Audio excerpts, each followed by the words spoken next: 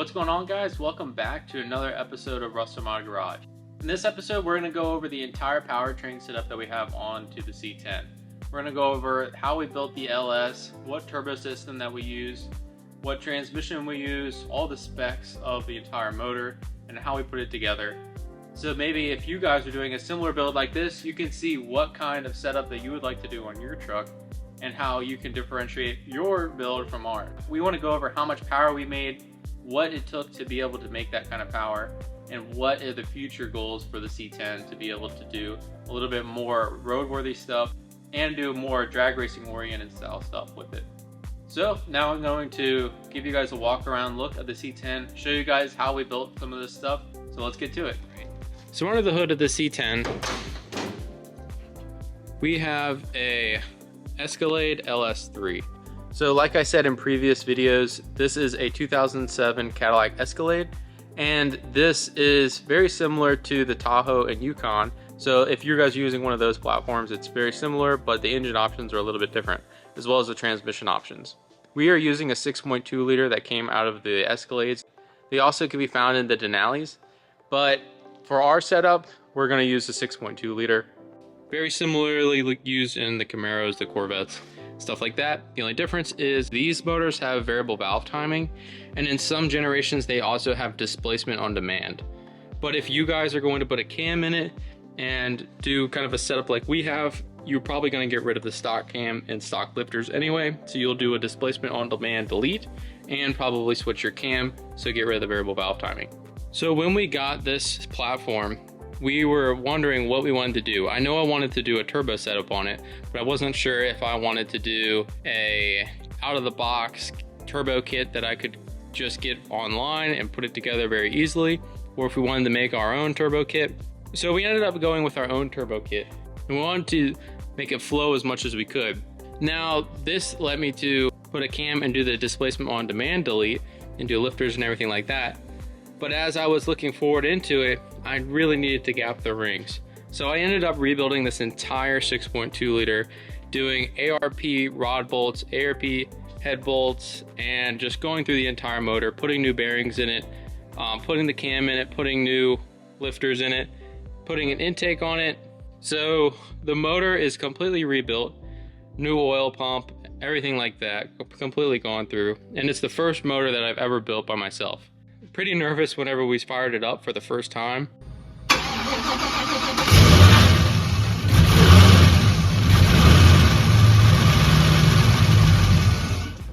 But since we fired it up, it actually has been running really well and hasn't really had any major issues since we built the car. This setup, I'm running a Holley Terminator X, and I'm running the X Max to be able to control the transmission as well. For a boost setup, I have a 2-port Mac valve to be able to run on my boost controller. Right now I've been having some issues with it, so I ended up just unhooking it and running straight on the wastegate, just running on spring pressure for now. So on this LS3, I'm running the 823 LS3 style heads. These are really good heads. They have gigantic valves in them. Really good for high performance applications. It's straight from the factory. We didn't have to add any aftermarket heads or anything. They flowed really well. The intake manifold, I actually got on eBay, and it works really well. It has a 102 millimeter throttle body. Came with the intake, the throttle body, and the rails. It worked really well. We didn't really have any issues with it. We're running -10 fuel lines front and back. That way we wouldn't have any issues with flow, and we can run E85 on this setup. I'm running the Snake Eater injectors, and I'll put the injector specs up here. We're running the Texas Speed Stage 3 Turbo Cam. Right out of the box, really easy. Texas Speed sells a DOD and VVT delete. It comes with lifters, a timing cover, and everything you need to get rid of the DOT and VVT. So that was a really easy kit to get. We're running the CHE trunnion kit in this to get rid of the needle bearings in the valve train. That way, a little bit more protection on high RPM. We're also running the dual valve spring kit as well, just to get a little bit more safety at higher RPM to eliminate any issues that we might have in the future. Another trick that you guys might face if you guys want to run the accessories on a truck but want to run a different style intake, like a car style intake, The upper radiator hose on the truck accessories comes out right up the top and would hit your throttle body. So you guys can run a Camaro style water pump, like a F-body Camaro style water pump, and they actually sell these spacers to be able to space it out and meet the truck accessories. And that will allow you to be able to relocate your upper radiator hose to avoid hitting your intake manifold. So that's what's nice about an LS, is you can take parts from different makes and try to make them work for your application. But the intake manifold will fit on the truck accessories. Online it says that it won't work, but it actually will. The only issue is these sensors are kind of tight. They don't hit, but they're just very tight. And if you want to pop them off, you just have to remove the alternator. But it's really not that bad. Pop the belt off, 2 bolts, scoot it out of the way. It's really easy to do. Now, I wanted to run these stock truck accessories because I wanted this Escalade chassis to be very similar to what it was. So if I had any issues, I could just go to AutoZone or go to an auto parts store and buy a piece and then be able to put it on a 2007 Escalade. They make tons of parts for it, so I wanted to use the stock accessories and everything like that. It was kind of an issue because I wanted to do a turbo kit on it, but a lot of headers and a lot of turbo setups are kind of invasive with the truck accessories. So I ended up finding Speed Engineering turbo headers, and you guys can look that up. I'll try to put a link in the description if I can find them again. But these were the correct width to clear the truck accessories. And these worked really well. They're actually very affordable, and they're a pretty good looking header. So I thought these were perfect for our setup. We ended up placing the headers on and then running our exhaust and going with 3-inch charge pipes on both sides. Comes out of these Speed Engineering headers and goes down under the bumper here. You can kind of see it come to a Y down here, and I'll lift it up and show you guys a better look at it in a second. And then it comes up on the passenger side and feeds our BorgWarner S475 turbo. So this is a 75mm 88mm outlet. We wanted for this thing to breathe as much as we could.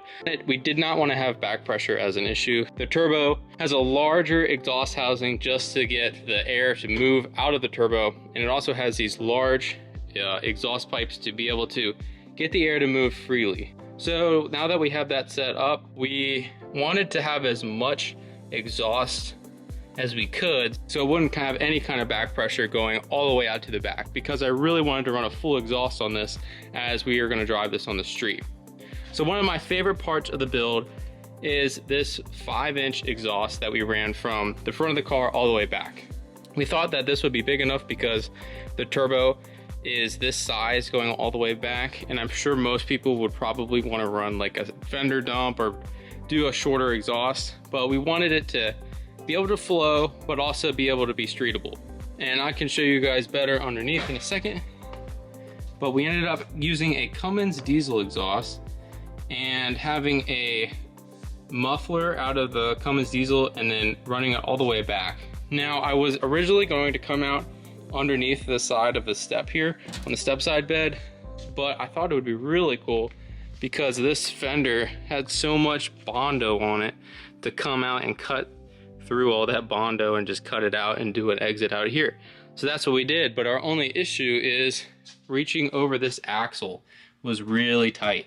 So we ended up finding this NASCAR style flat exhaust, and that's how we fabricated it to jump right over our axles. You can see right there. So it's 5-inch flat exhaust, and it is really cool. It's one of my favorite parts of this build. Kind of what makes me not want to put a bed floor in it. But as you can see here, it just clears the rear axle perfectly, and then it shoots around and exits right out of that rear fender. So one of my favorite parts of the car, and it sounds really good. And I'll put a clip up here of it running.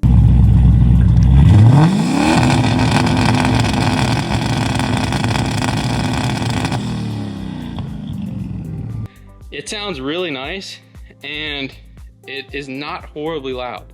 So I think I might redo this because, like I said, this fender has quite a bit of body filler in it, and I found a more solid one. But for now, that's how we're gonna do it. I do want the exit to come out, but I might have a little extension on it or something to give it a little bit more noticeable effect. But that's how we ran the exhaust on the C10, and I'll give you guys a look underneath and show you guys how we did that.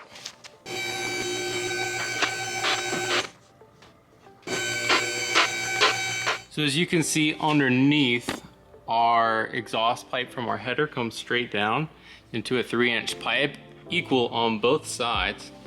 And so then both of those pipes wide together here to a 3.5-inch pipe. And then that 3.5-inch pipe comes right around and goes straight up to our turbo.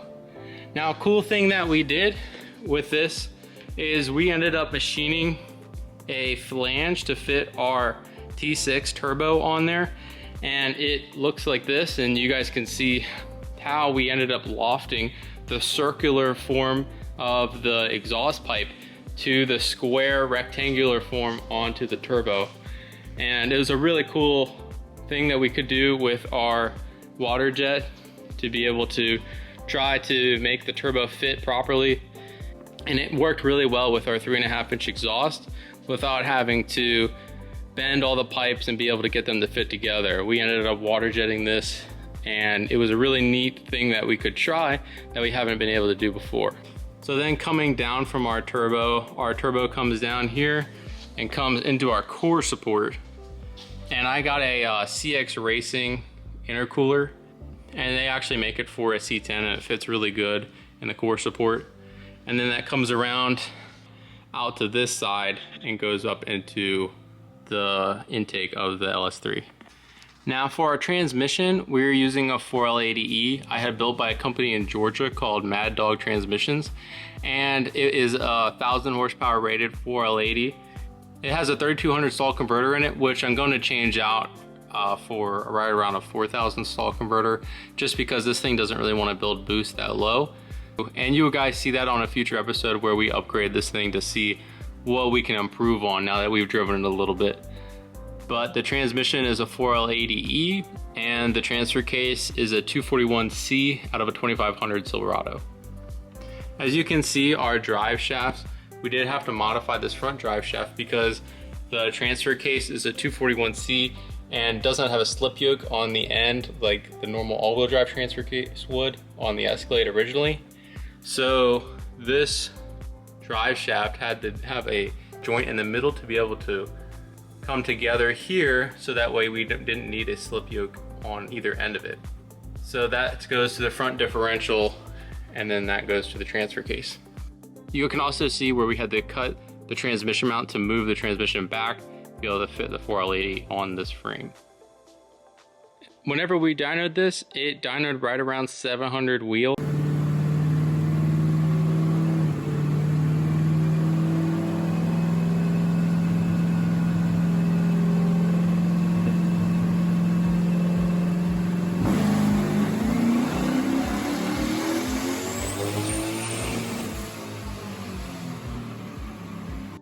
We dynoed it in 2-wheel drive, so that way it was a little bit easier for the dyno operator to be able to get it really dialed in.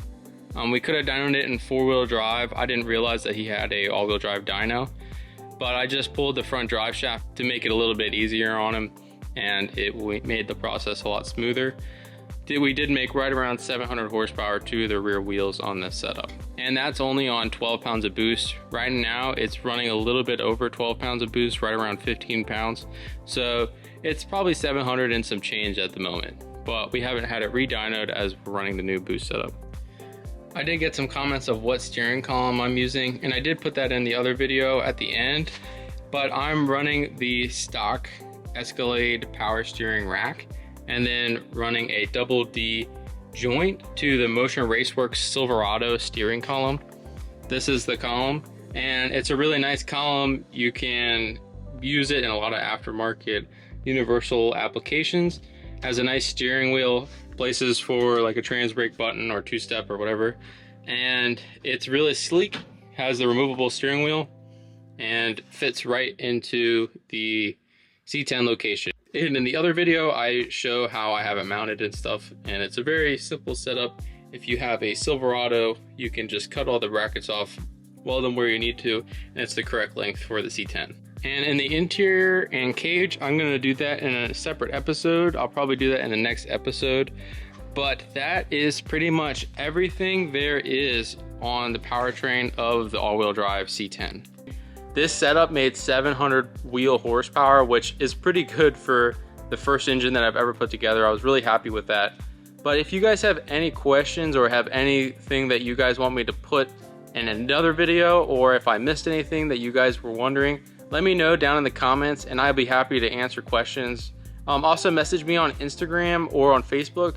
I'd be happy to look through those messages and see if I could help you guys with your guys' build, since I've done this one already. And if you guys even have Turbo LS questions, I'd be happy to answer some of the questions that you guys might know. And I definitely have a ton of questions on setup and how I run things, so I probably can learn from you guys as well. So thanks very much for watching, and we'll see you guys on the next episode of Rustomod Garage.